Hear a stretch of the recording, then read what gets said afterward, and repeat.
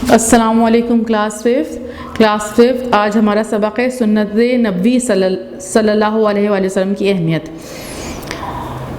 اعوذ باللہ من الشیطان الرجیم، بسم اللہ الرحمن الرحیم۔ رب اشرح لی صدری ویسر لی امری واحلل عقدۃ من لسانی یفقہوا قولی۔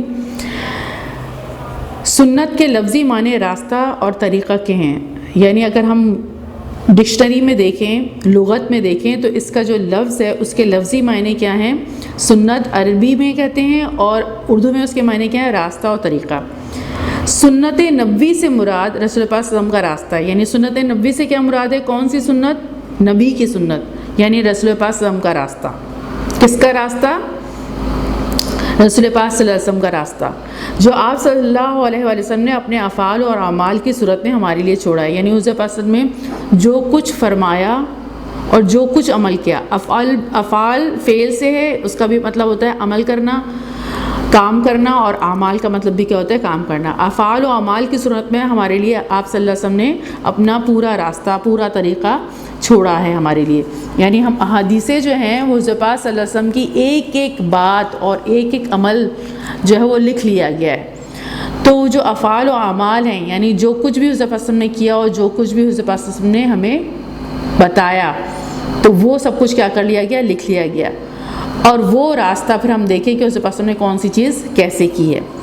اللہ تعالیٰ نے اپنے بندوں کی رہبری کے لیے اپنا پیغام وحی کے ذریعے رسول پاک صلی اللہ علیہ وسلم تک پہنچایا، اور رسول پاک صلی اللہ علیہ وسلم نے نہ صرف اللہ تعالیٰ کا پیغام لوگوں تک پہنچایا بلکہ اپنے عمل کے ذریعے اس کی مکمل تشریح بھی کر دی۔ تشریح کا مطلب ہوتا ہے اسے واضح طور پر اچھی طرح سمجھا دیا کہ کیسے عمل کرنا ہے، یعنی ہمیں قرآن مجید پڑھ کر بھی سنایا حضور پاک صلی اللہ علیہ وسلم نے، تو اللہ کا پیغام پہنچایا، اور پھر اس کے بعد اسے اچھی طرح سمجھایا، اور پھر اس کے بعد اس پر عمل کر کے بھی دکھایا کہ کیسے اس پر عمل کرنا ہے ہر معاملے میں، یعنی عبادات بھی کرنا بتائیں، ہمیں نماز پڑھنا سکھایا۔ قرآن مجید میں ابھی ہم نے پچھلے والے چیپٹر میں جب ہم نے پڑھا تھا تو ہم نے کیا پڑھا تھا کہ حضور پاک صلی اللہ علیہ وسلم نے عبادت بھی کرنا سکھائی، یعنی قرآن مجید میں ہے اقیموا الصلاۃ وآتوا الزکاۃ واقیموا الصلاۃ وآتوا الزکاۃ، یعنی نماز قائم کرو اور صلاۃ قائم کرو۔ صلاۃ کا مطلب ہوتا ہے نماز، تو نماز قائم کرو اور زکوٰۃ ادا کرو۔ لیکن اس میں قرآن مجید میں ہمیں یہ نہیں بتایا گیا ہے کہ کیسے نماز پڑھنی ہے، یہ کس نے بتایا؟ رسول پاک صلی اللہ علیہ وسلم نے بتایا۔ تو اس کو واضح کیا ہے، تشریح کی ہے، اس کو اچھی طرح ہمیں کیا کیا ہے؟ سمجھایا ہے، پھر عمل کر کے بھی دکھایا ہے کہ کون سی چیز کیسے کرنی ہے۔ تو یہ بہت بڑی اللہ تعالیٰ کی کیا ہے؟ نعمت ہے کہ اللہ تعالیٰ نے رسول پاک صلی اللہ علیہ وسلم کو بھیجا، اور رسول پاک صلی اللہ علیہ وسلم نے ہمیں ہر چیز کیا ہے؟ صحیح طریقے سے کر کے دکھائی۔ تو یہ جو کچھ بھی رسول پاک صلی اللہ علیہ وسلم نے ہمیں اچھی طرح سمجھایا اور اچھی طرح کر کے بتایا، وہ سب سنت کہلاتی ہے۔ اس لیے اللہ تعالیٰ نے رسول پاک صلی اللہ علیہ وسلم کی زندگی کو لوگوں کے لیے بہترین نمونہ عمل قرار دیا ہے، کیونکہ حضور پاک صلی اللہ علیہ وسلم نے اچھی طرح ہمیں سمجھایا اور اچھی طرح کر کے بھی دکھایا۔ اسی لیے اللہ تعالیٰ نے فرمایا کہ وہ کیا ہیں؟ قرآن مجید میں ارشاد ہوتا ہے لَقَدْ كَانَ لَكُمْ فِي رَسُولِ اللَّهِ أُسْوَةٌ حَسَنَةٌ، سورہ احزاب کی آیت ہے، آیت نمبر 21۔ تم کو اللہ تعالیٰ کے رسول صلی اللہ علیہ وسلم کی پیروی کرنی بہتر ہے، یعنی حضور پاک صلی اللہ علیہ وسلم کی زندگی تمہارے لیے بہترین نمونہ ہے۔ دیکھو حضور پاک صلی اللہ علیہ وسلم کی زندگی کو کون سی چیز انہوں نے کیسے کی ہے، تب اللہ تعالیٰ کیا ہوں گے؟ ہم سے خوش ہوں گے۔ ارکان اسلام اور سنت نبوی صلی اللہ علیہ وسلم۔ ارکان اسلام پر عمل پیرا ہونے کا حکم تو قرآن مجید میں موجود ہے، مگر کون سا رکن کس طرح ادا کرنا ہے اس کی مکمل وضاحت سنت نبوی سے حاصل ہوتی ہے۔ رکن کہلاتا ہے ستون، جیسے پلرز، آپ نے دیکھا ہوگا اسکول میں بھی آپ کے جہاں ٹیچرز بیٹھتی ہیں وہاں پر پلر ہے نا، تو اسی طریقے سے جب بھی کوئی گھر بنتا ہے نا تو پلرز پہلے کھڑی کیے جاتے ہیں، پھر اس کے اوپر عمارت کھڑی ہوتی ہے۔ تو جب پلرز مضبوط ہوں گے تو عمارت بھی کیا ہوتی ہے؟ مضبوط ہوتی ہے۔ اسی طرح ہماری ایمان کی جو عمارت کھڑی ہوگی وہ 5 پلرز پر کھڑی ہوتی ہے، اور ان کو رکن کہا جاتا ہے، ارکان کہا جاتا ہے۔ رکن 1 پلر اور ارکان یہ 5 پلر۔ تو 5 پلر جب پورے کھڑے ہوتے ہیں صحیح طریقے سے تو ہماری ایمان کی عمارت کھڑی ہوتی ہے، اور جتنے اچھے یہ پلرز مضبوط ہوں گے اتنا ہی ایمان ہمارا کیا ہوگا؟ ایمان کی عمارت ہماری کیا ہوگی؟ مضبوط ہوگی۔ وہ 5 پلر کون کون سے ہیں؟ کلمہ شہادت، نماز، روزہ، حج اور زکوٰۃ، یہ 5 پلر ہیں۔ جب یہ 5 پلر اچھی طریقے سے مضبوط کھڑے ہوں گے تو ہماری ایمان کی عمارت کیا ہے؟ مضبوط ہوگی۔ اور اگر یہ پلرز کمزور ہوتے ہیں تو عمارت کیا ہو جاتی ہے؟ گر جاتی ہے۔ اب یہ کیا ہے کہ مکمل، اب یہ 5 پلرز کیسے کھڑے ہونے چاہیے، کس طرح ہوں، یعنی ایمان کی عمارت کیسے کھڑی ہو، اس کی وضاحت کس نے کی ہے؟ رسول پاک صلی اللہ علیہ وسلم نے اچھی طریقے سے واضح طور پر بتایا۔ ارکان اسلام میں سب سے زیادہ اہمیت نماز کی ہے۔ قرآن مجید کی متعدد آیات میں نماز پڑھنے کا حکم دیا گیا ہے، مگر نماز ادا کرنے کا طریقہ، نماز کی رکعات کی تعداد، نماز کے اوقات کی وضاحت قرآن مجید میں بیان نہیں ہے۔ اس سلسلے میں ہمیں سنت نبی صلی اللہ علیہ وسلم سے رہبری ملتی ہے۔ یعنی یہ جو 5 ارکان ہیں، اب اس میں اگر ہم ایک تو کلمہ شہادت ہے، دوسرا نماز ہے، اب نماز پڑھنی کیسے ہے؟ یہ ہم نے پیچھے بھی دیکھا، قرآن مجید میں اللہ تعالیٰ فرماتے ہیں وَأَقِیمُوا الصَّلَاةَ وَآتُوا الزَّکَاۃَ، نماز قائم کرو اور زکوٰۃ ادا کرو۔ اب نماز کیسے قائم کریں؟ تو ارکان اسلام میں سب سے زیادہ اہمیت کس کی؟ نماز کی ہے۔ قرآن مجید کی متعدد آیات میں نماز پڑھنے کا حکم دیا گیا ہے، جیسے میں نے آپ کو پچھلے بھی سبق میں بتایا تھا وَأَقِیمُوا الصَّلَاةَ وَآتُوا الزَّکَاۃَ، اسی طریقے سے قُلْ لِعِبَادِیَ الَّذِینَ آمَنُوا وَأَقِیمُوا الصَّلَاةَ، میرے بندوں کو کہہ دیجئے کہ وہ نماز قائم کرے۔ تو اب کیسے قائم کریں؟ نماز پڑھنے کا طریقہ کیا ہے؟ نماز کی رکعت کی تعداد کتنی ہے؟ نماز کی اوقات کیا ہیں؟ کس وقت میں نماز کون سی پڑھیں کی وضاحت قرآن مجید میں بیان نہیں ہے۔ یہ ساری چیزیں قرآن مجید میں موجود نہیں ہیں۔ کیسے پڑھنی ہے، کتنی رکعت پڑھنی ہے، کون سے وقت پر پڑھنی ہے، یہ سب کچھ قرآن مجید میں موجود نہیں ہے۔ اس سلسلے میں ہمیں سنت نبوی سے رہبری ملتی ہے، یعنی ہمیں پھر کس نے راستہ دکھایا ہے، کس نے ہمیں بتایا کہ کیسے نماز پڑھنی ہے، کون سے وقت پر نماز پڑھنی ہے، کتنی رکعتیں پڑھنی ہیں، یہ سب کس نے سکھایا ہے؟ اسے پاس نے۔ آپ صلی اللہ علیہ وسلم نے اپنے عمل کے ذریعے نماز ادا کرنے کا طریقہ سکھایا اور پھر یہ ہدایت دی ہے، یعنی اللہ تعالیٰ نے حضرت پاک کے پاس حضرت جبرائیل علیہ السلام کو بھیجا اور جبرائیل علیہ السلام نے حضرت پاک کو نماز پڑھنا بتایا، پھر حضرت پاک نے ہمیں بتایا، اور حضرت پاک نے کیا فرمایا؟ سلو کما رأیتمونی اصلی۔ اس کا ترجمہ یہاں پر لکھا ہے، میں نے عربی آپ کو سنائی ہے، تم اس طرح نماز پڑھو جس طرح تم مجھے نماز پڑھتے ہوئے دیکھتے ہو۔ یعنی حضرت پاک نے صحابہ کو سکھایا ہے کہ ایسے نماز پڑھو جیسے میں نماز پڑھتا ہوں۔ اسی طرح زکوٰۃ بھی اسلام کا ایک اہم رکن ہے، یہ بھی ایک پلر ہے۔ اب یہ پلر اگر صحیح طریقے سے کھڑا نہیں ہوگا اور صحیح طریقے سے ادا نہیں ہوگا اور صحیح طریقے سے ہم نہیں زکوٰۃ ادا کریں گے تو ہمارا تو ایمان ہی مکمل نہیں ہوگا۔ اسی طریقے سے جیسے پیچھے نماز کا طریقہ حضرت پاک نے ہمیں بتایا، اگر ویسے نماز نہیں پڑھیں گے تو ایمان کا ایک پلر تو گر گیا، جب وہ گر گیا تو پھر ایمان ہی ختم ہو گیا، ایمان کی عمارت تو کھڑی ہو ہی نہیں سکتی، ایک شخص ایمان والا نہیں بن سکتا۔ اسی طرح زکوٰۃ بھی اسلام کا ایک اہم رکن ہے۔ قرآن مجید میں بار بار زکوٰۃ کی تاکید کی گئی ہے، لیکن زکوٰۃ کے نصاب کا مطلب ہوتا ہے حساب کتاب، زکوٰۃ کا کیا ہوگا، زکوٰۃ کی مقدار، زکوٰۃ کا وقت اور دیگر تفصیل کی وضاحت سنت نبوی سے ہوتی ہے۔ زکوٰۃ ہوتی کیا ہے؟ زکوٰۃ کیا ہے؟ یعنی ہمارے پاس سونا چاندی مال و دولت جتنا بھی ہے، اب اس میں ہمارے پاس ایک مقدار اللہ تعالیٰ نے بتا دی ہے، حضرت پاک نے ایک مقدار بتا دی ہے کہ اتنی مقدار اگر ہوگی سونا چاندی کی، جیسے سونا جو ہے وہ 7.5 تولہ سونا ہو کسی کے پاس اور 52.5 تولہ چاندی ہو، یعنی 52.5 تولہ جو ہے وہ چاندی ہو، اسی طریقے سے پیسہ ہو ان کے پاس اور اتنا پیسہ ہو جتنا سونا چاندی کے برابر پیسہ ہو، مال و دولت ہو، اور اس پر 1 سال گزر جائے تو پھر اب اس سے جو ہے وہ اللہ کی راہ میں اس میں سے پیسہ نکال کر غریبوں کو دینا ہوگا، یہ زکوٰۃ کہلاتی ہے۔ تو اب کتنا مال ہو، کتنی مقدار ہو اور کس وقت پر وہ پیسہ جو ہے وہ آپ نے نکال دینا ہے، یہ ساری تفصیلات کس نے بتائی ہیں؟ حضرت پاک نے بتائی ہیں، ورنہ قرآن مجید میں صرف آیا ہے وَأَقِیمُوا الصَّلَاةَ وَآتُوا الزَّکَاةَ، نماز قائم کرو، زکوٰۃ ادا کرو۔ اب کیسے زکوٰۃ ادا کریں، یہ سارا کچھ کس نے سمجھایا؟ حضرت پاک نے بتایا۔ ماہ رمضان کے روزوں کی فرضیت قرآن مجید سے ثابت ہے، مگر ان کے مسائل احکام کے لیے ہمیں سنت نبوی کی طرف رجوع کرنا پڑتا ہے۔ قرآن مجید میں اللہ تعالیٰ نے فرمایا یا ایھا الذین آمنوا کتب علیکم الصیام کما کتب علی الذین من قبلکم لعلکم تتقون، سورہ بقرہ کی آیت ہے، اے لوگوں جو ایمان لائے ہو، مومنو تم پر روزے فرض کیے گئے ہیں جیسے تم سے پہلے لوگوں پر فرض کیے گئے تھے تاکہ تم پرہیزگار بن جاؤ۔ اب یہ حکم آیا ہے کہ قرآن مجید میں کہ روزے کیا کر دیے گئے ہیں؟ فرض کر دیے گئے ہیں، مگر ان کے مسائل اور احکام کے لیے ہمیں سنت نبوی کی طرف رجوع کرنا پڑتا ہے۔ یعنی اب روزہ کس چیز سے ٹوٹ جاتا ہے، روزہ جو ہے وہ سحری کب سے کب تک کی ہے، اور کب روزہ افطار کرنا ہے، اور یہ سارے مسائل اور احکام ہمیں کس سے پتہ چلتے ہیں؟ حضور پاک صلی اللہ علیہ وسلم سے۔ حضور پاک صلی اللہ علیہ وسلم نے بتایا کہ کس کن چیزوں سے روزہ ٹوٹ جاتا ہے، اور روزے میں کیا کیا کرنا چاہیے اور کیا نہیں کرنا چاہیے، یہ ساری چیزیں حضور پاک صلی اللہ علیہ وسلم نے ہمیں تفصیل سے سمجھائی ہیں، تب وہ روزہ ہمارا کیا ہوگا؟ قبول ہوگا۔ اسی طرح حج بھی اسلام کا ایک اہم رکن ہے، اس کی ادائیگی کا حکم قرآن مجید میں موجود ہے۔ اللہ تعالیٰ نے قرآن مجید میں فرمایا کہ حج تم پر کیا کر دیا گیا ہے؟ فرض کر دیا گیا ہے۔ اب مگر حج کے احکام کی تفصیلات ہمیں سنت نبوی صلی اللہ علیہ وسلم سے ملتی ہے، یعنی کیسے ہمیں جو ہے وہ حج ادا کرنا ہوگا، تب وہ حج کیا ہوگا؟ قبول ہوگا۔ حجۃ الوداع کے موقع پر نبی کریم صلی اللہ علیہ وسلم نے فرمایا کہ حج کے احکام اور طریقے مجھ سے اچھی طرح سیکھ لو، یعنی جب ہم حضور پاک صلی اللہ علیہ وسلم کے کہنے کے مطابق اور بتائے ہوئے طریقے کے مطابق حج کریں گے تبھی وہ حج کیا ہوگا؟ قبول ہوگا۔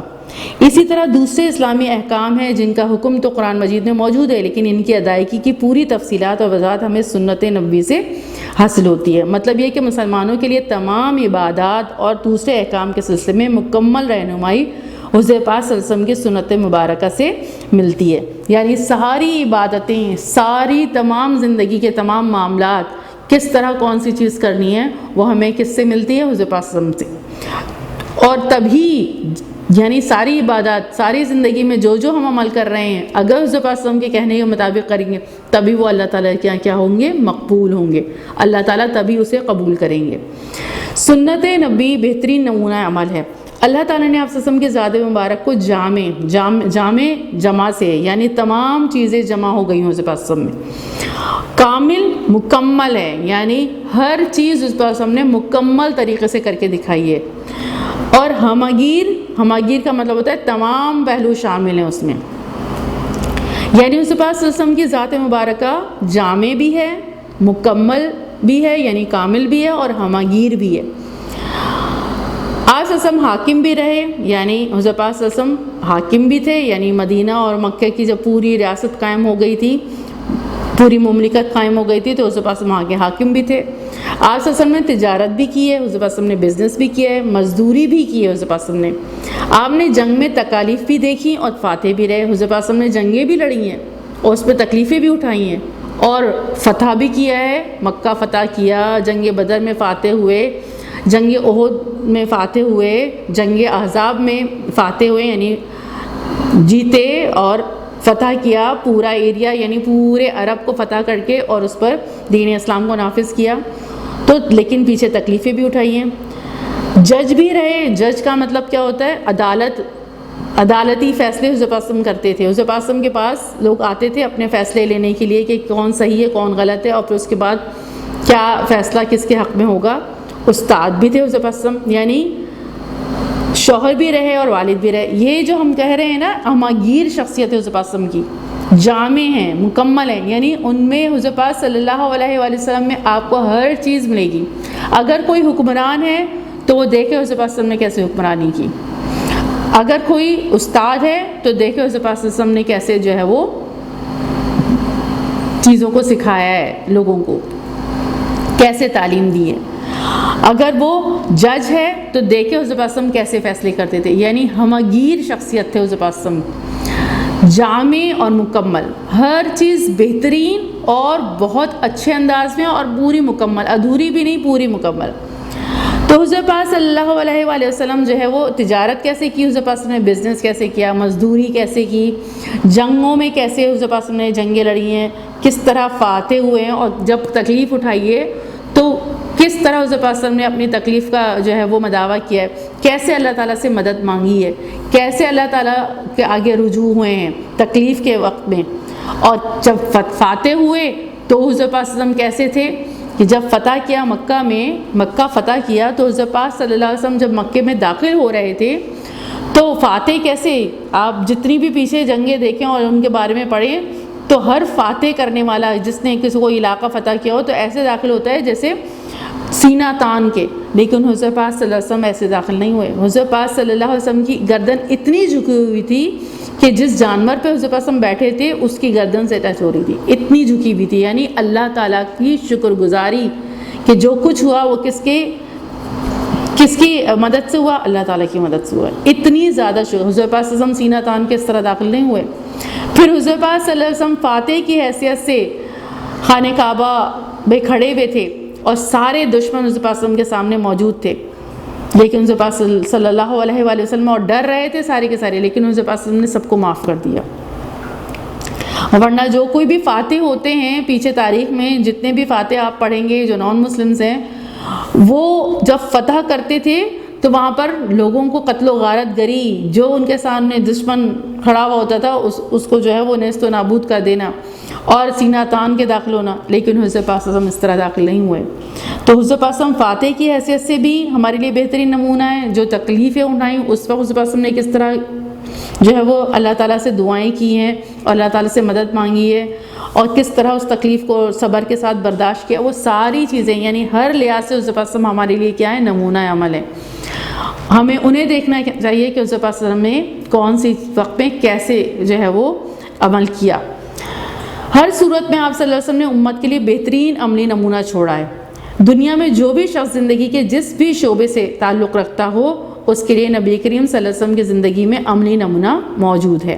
آپ صلی اللہ علیہ وسلم نے جس کام کے کرنے کا حکم دیا اس پر عمل کر کے بھی دکھایا ہے۔ حضور پاک صلی اللہ علیہ وسلم نے جو حکم دیا اس پر خود بھی عمل کیا ہے۔ انسانیت کی تاریخ میں یہ مقام و مرتبہ صرف اور صرف نبی کریم صلی اللہ علیہ وسلم کی ذات کو ہی حاصل ہے کہ ان کی زندگی کے ایک ایک لمحے کی تفصیل احادیث اور سیرت کی کتابوں میں موجود ہے، جس سے قیامت تک آنے والے تمام انسان رہنمائی حاصل کرتے رہیں گے۔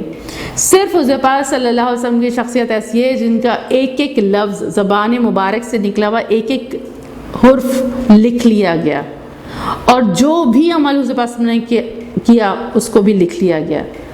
دنیا میں کوئی بھی شخص ایسا نہیں گزرا ہے جس کی ہر بات کو لکھ لیا گیا ہو اور ہر عمل کو لکھ لیا گیا ہو۔ صرف اور صرف حضور پاک صلی اللہ علیہ وسلم کی ذات ہے جن کی ہر بات کو لکھ لیا گیا، ہر عمل کو لکھ لیا گیا، کیونکہ قیامت تک کے لوگوں کے لیے حضور پاک صلی اللہ علیہ وسلم کون ہے؟